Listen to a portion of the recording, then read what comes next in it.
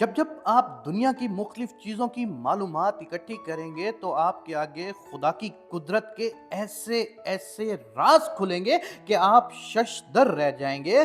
Golden plover एक परिंदा है जो अपनी हिजरत की वजह से मशहूर है। ये हर साल अमरीकी रियासत अलास्का से हवाई के जजीरे तक 4000 किलोमीटर की परवाज करके हिजरत करता है। उसकी ये परवाज 88 घंटों पर मुहित होती है, जिसमें वो कहीं भी नहीं रुकता। रास्ते में कोई जजीरा भी नहीं है और ये परिंदा तैर भी नहीं सकता।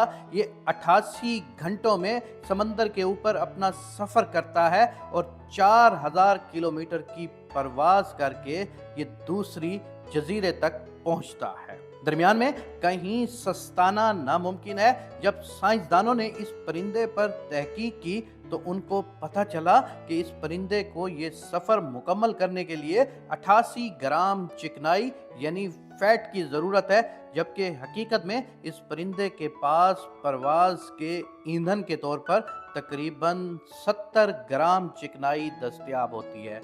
अब होना तो ये चाहिए कि ये परिंदा 800 किलोमीटर पहले समंदर में मरकर ख़त्म हो जाता, लेकिन ये कैसे पहुंचता है, इसका जवाब शशदर कर देने वाला है। असल में ये परिंदा गिरोहों की शक्ल में वी की शेप बनाकर परवाज करता है और अपनी पोजीशन चेंज करते रहते हैं, जिसकी वजह से इन्हें हवा की रगड़ का कम सामना होता है बनिस्बत अकेले परवाज करने के। और उनकी 23% एनर्जी सेव हो जाती है, जो इनको हवाई के जजीरे पर पहुंचा देती है।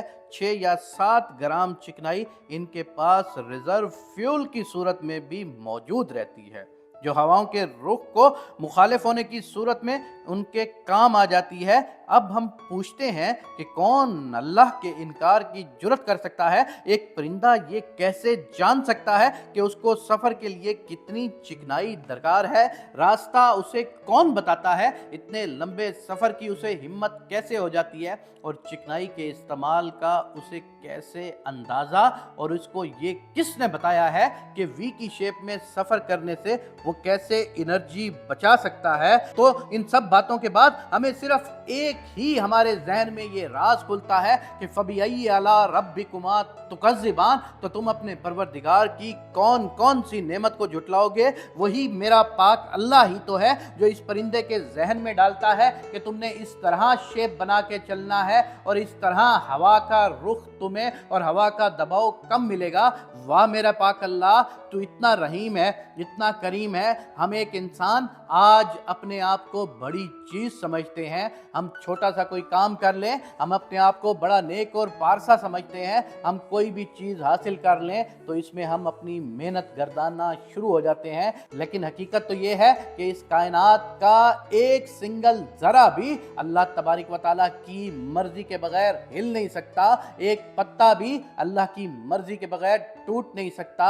अल्लाह हम सबको ऐसे काम करने की तौफीक इनायत फरमा कि हम दोज़ख के शर से बच सकें। हमें लोगों की मोहब्बत और खिदमत करने की तौफीक इनायत फरमा। मेरे अल्लाह, हम मानते हैं कि हमसे जाने अनजाने में कोई गलती हो जाती है, लेकिन मेरे पाक परवरदिगार, तू तो निहायत रहीम और करीम है। हम सबको माफ़ फरमा दे, हम सबको बख्श दे मेरे पाक अल्लाह।